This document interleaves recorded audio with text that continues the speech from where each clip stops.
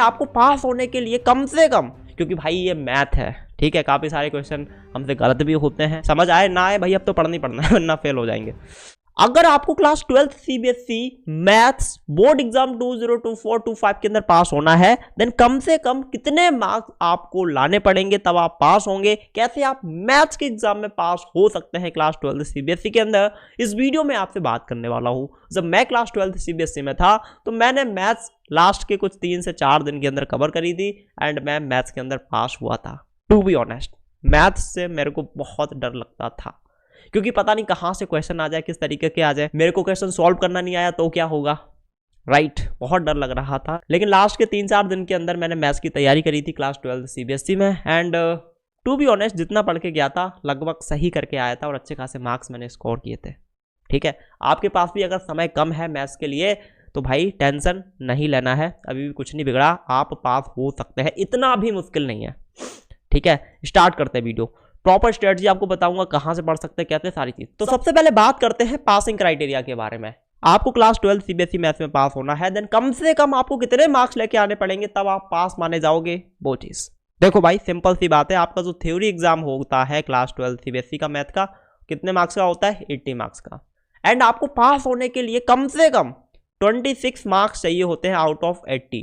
जी हाँ, मैं बात कर रहा हूँ थ्योरी एग्जाम की, और प्रैक्टिकल होता है आपका 20 मार्क्स का, तो प्रैक्टिकल में भी आपको पास होना पड़ता है, प्रैक्टिकल में तो पास हो ही जाते हैं। मेन चीज ये है थ्योरी, आपको कम से कम 26 मार्क्स थ्योरी में लेके आने ही पड़ेंगे तब आप पास माने जाओगे, और 26 मार्क्स कम से कम, ठीक है। और भाई मैं सच बता रहा, 26 मार्क्स अगर आपको लेके आने ना तो कम से कम भाई साहब बुरी सी बुरी कंडीशन में 35 मार्क्स का अच्छे से प्रिपरेशन करके जाना है, भले ही कितना ही तुम्हारे पास टाइम हो, क्योंकि भाई ये मैथ है, ठीक है। काफ़ी सारे क्वेश्चन हमसे गलत भी होते हैं, ठीक है, काफ़ी सारे सॉल्व भी नहीं होते हैं, ठीक है। मैं भी ये चीज़ एक्सपीरियंस कर चुका हूँ। सबसे ज़्यादा डर मेरे को मैथ में ही लगता था कि भाई पता नहीं क्या होगा, कहाँ से क्वेश्चन आ जाए।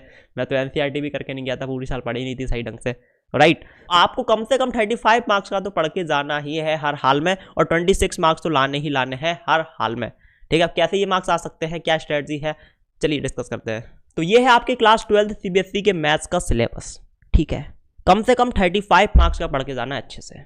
सबसे पहले 2 चैप्टर हैं आपके, relation and functions and inverse trigonometric functions, जैसे आ रहा है टोटल 8 मार्क्स का। कितने मार्क्स का, 8 मार्क्स का। ये चैप्टर काफी इजी है भाई साहब, ये निपटा लेना, भले ही तुम्हारे पास 1 दिन का समय हो, 2 दिन का समय हो, ये चैप्टर आप आराम से निपटा सकते हो, कोई बड़ी चीज नहीं है, ठीक है। उसके बाद देखो एक चैप्टर है आपका लीनियर प्रोग्रामिंग, अकेला ये चैप्टर आ रहा है आपके 5 नंबर का, तो आप चाहें तो भाई साहब लीनियर प्रोग्रामिंग चैप्टर काफी आसानी से खत्म कर सकते हैं, ठीक है। ये आपके आ रहा 5 मार्क्स का, ठीक है। उसके बाद देखो वेक्टर्स एंड 3D जियोमेट्री, ये 2 चैप्टर को मिला के आ रहा है आपका टोटल 14 मार्क्स का। कितने मार्क्स का, 14 मार्क्स का। यहाँ पे भाई साहब बता दूं, वेक्टर्स जो चैप्टर है ये वैसे इजी चैप्टर है, कुछ फॉर्मूला से जो आप याद कर लोगे तो इजीली क्वेश्चन यहाँ से सॉल्व हो जाएंगे। वहीं 3D जियोमेट्री की बात करें, थोड़ा सा बड़ा चैप्टर है, थोड़े से ज़्यादा यहाँ पे आपको फॉर्मूलाज मिलेंगे, ठीक है, और वो जो फॉर्मूला आप पढ़ोगे उन पे ही बेस्ड यहाँ पे क्वेश्चन बनते हैं। तो 3D जियोमेट्री थोड़ा सा बड़ा है ना। तो यहाँ से तुम वेक्टर्स तो भाई साहब निपटा लेना, एक हो गया वेक्टर, एक हो गया लीनियर प्रोग्रामिंग, और ये 2 chapter relation and functions and inverse trigonometric functions, easy chapters हैं, ठीक है। उसके बाद देखो यहाँ पर मैट्रिसेस एंड डिटर्मिनेंट, ये 2 अलग अलग चैप्टर है, मैट्रिसेस एंड डिटर्मिनेंट, इनसे टोटल 10 मार्क्स का आ रहा है, ठीक है। तो मैट्रिसेस कैसे सॉल्व होते हैं, डिटर्मिनेंट क्या होते हैं, ठीक है, यहाँ पे भी आपको कुछ फॉर्मुलाज वगैरह मिलेंगे। तो ये 2 चैप्टर भी आप चाहे तो पढ़ सकते हैं। अब कुछ स्टूडेंट को ईजी लगते हैं, कुछ को हार्ड लगते हैं, मेरे को ईजी लगते थे तो ये मैं पढ़ के गया था, ठीक है। उसके बाद यहाँ पर प्रोबेबिलिटी अकेला चैप्टर आ रहा है 8 मार्क्स का, ठीक है। प्रोबेबिलिटी वैसे इतना हार्ड नहीं है, ठीक है, थोड़ा सा समझने की जरूरत होती है, ठीक है। तो प्रोबेबिलिटी भी आप पढ़ सकते हो, कुछ फॉर्मुलाज है यहाँ पे जो आपको याद करने पड़ेंगे, और थोड़ा सा लॉजिक यूज होता है प्रोबेबिलिटी में, ठीक है। बट अगर आप अच्छे टीचर से पढ़ते हो तो भाई साहब हर तरीके के क्वेश्चन प्रैक्टिस करा देता है वो टीचर, ठीक है, और वही एग्जाम में आता है बस घुमा फिरा के, राइट। तो इतना है, तो इतना तुम अगर पढ़ लेते हो पास तो बहुत आसानी से हो जाओगे, ठीक है। उसके बाद बात करते हैं कैलकुलस की। भाई ये आ रहा है आपका टोटल 35 मार्क्स का। अगर आपने पूरी साल मैथ्स नहीं पढ़ी है, आपके पास समय कम है, तो भाई साहब कैलकुलस को मेरे अकॉर्डिंग तुम छोड़ दो, क्योंकि इसमें बहुत, भाई इसकी तो बात मत करो, कितने फॉर्मुलाज होंगे, बहुत सारे फॉर्मुलाज होंगे, बहुत तरीके के क्वेश्चन होंगे, बहुत बार तुम्हें रिवीजन करना पड़ेगा, इतना समय होगा नहीं, ठीक है। मेरी बात करी जाए, लास्ट के 3-4 दिन में मैथ की प्रिपरेशन करी थी, मैं कैलकुलस पढ़ के नहीं गया था, मैंने टच तक नहीं किया था कैलकुलस, ठीक है भाई, मुझे नहीं आता था समझ में, समय मेरे पास इतना था नहीं, मुझे होना था पास, तो इतने सारे चैप्टर में करके गया था, कैलकुलस पूरी छोड़ के गया था, समझ आ रही बात? तो इतना तुम पढ़ लो। अब बात करते हैं स्ट्रेटजी की कि भैया कैसे पढ़ना है, कहाँ से पढ़ना है। भैया मैथ की बात है, कहाँ से कैसे क्वेश्चन आ जाए क्या पता। राइट, तो ये है अपनी स्ट्रेटजी मैथ्स के लिए। ठीक है, सबसे पहले तो आपको टारगेट अपना क्लियर होना चाहिए कि कितने चैप्टर आपको कवर करने हैं। प्रॉपर लिस्ट बना लो, सबसे पहले कौन सा चैप्टर करना है, उसके बाद आपको कौन सा करना है, उसके बाद कौन सा करना है। प्रॉपर प्लान बना लो। ठीक है, और अगर तुम्हारे पास समय कम है तो बहुत बड़ा टारगेट मत बनाए कि सिलेबस पूरा करना है। अगर तुम्हारे पास समय कम है, पूरी साल मैथ्स नहीं पढ़ी है, तो भाई तुम्हारा पहला टारगेट ये होना चाहिए कि इतना अच्छे से पढ़ ले कि हम पास हो जाए। राइट, तो भाई साहब पहले तो आपको प्रॉपर इसका प्लान होना चाहिए। अब देखो पढ़ना कैसा है, कहां से पढ़ना है वो भी बताऊंगा। सबसे पहले बंसोट लेक्चर देख लो भाई, बहुत सारे चैनल्स हैं। लाइक आपका अरविंद अकेडमी चैनल हो गया, मैंने इसी से मैथ पढ़ी थी। अरविंद अकेडमी हो गया, उसके बाद आपका एक राधिका क्लासेस चैनल हो गया। अब मैंने आगे लिस्ट बनाई हुई है ना, चैनल्स कौन से अच्छे हैं, इनसे बंसोट लेक्चर देख लो। ठीक है, बंसोट लेक्चर देखो, जितना बंसोट में कराया जाए, जितने फॉर्मूला लिखाए जाए, जो भी चीज, उसके प्रॉपर नोट्स बनाओ। लेक्चर देखना है, साथ में नोट्स भी बनाना है। समझ आ रहा है तब भी, समझ नहीं आ रहा है तब भी, भाई तुम्हारा काम है बंसोट लेक्चर देखना और साथ में नोट्स बनाना। समझ आ रहा है, नहीं आ रहा है, पढ़ते जाओ। ठीक है, एक बार में किसी को समझ नहीं आता। मैंने भी मैथ्स पढ़ी थी जब क्लास 12th की, भाई मुझे भी समझ नहीं आ रही थी। ठीक है, पढ़ते जा रहा था, नोट्स बनाते जा रहा था। समय था 3 से 4 दिन का।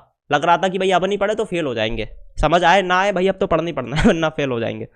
राइट, पढ़ना है। जैसे ही तुम्हारा बंसोट लेक्चर कंप्लीट होता है, साथ में नोट्स बन जाते हैं, उनका करना है तुमको रिवीजन। बंसोट लेक्चर देखोगे पूरा ध्यान से, साथ में नोट्स बनाओगे, भाई साहब दिमाग ऐसा हो जाएगा कि अरे नींद आने लगी। राइट, बहुत थक जाओगे।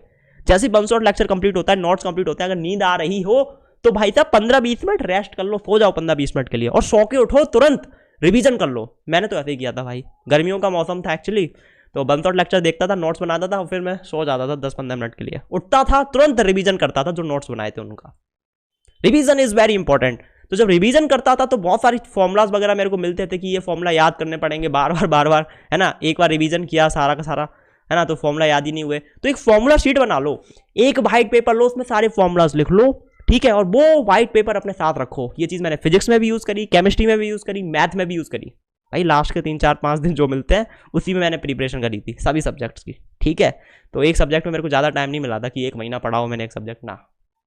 ठीक है, तो ये टेक्निक बहुत अच्छी है भाई। था फॉर्मुला शीट तो जरूर बना लो, सुबह दोपहर शाम जब मौका मिले फॉर्मुला शीट पढ़ते जाओ भाई, सारे फॉर्मुलाज याद हो जाएंगे तुम्हें कुछ ही समय में। ठीक है, रिवीजन हो गया, उसके बाद तुम्हें PYQ करना है भाई, बहुत जरूरी है। और PYQ भी ऐसे करना है कि यहां से भी तुम्हें 10 नई चीज पता चलेंगी। ठीक है, ऐसा नहीं कि बंसोट लेक्चर देख लिया, नोट्स का रिवीजन कर लिया, फॉर्मुला रट लिया और PYQ हो जाएंगे ना।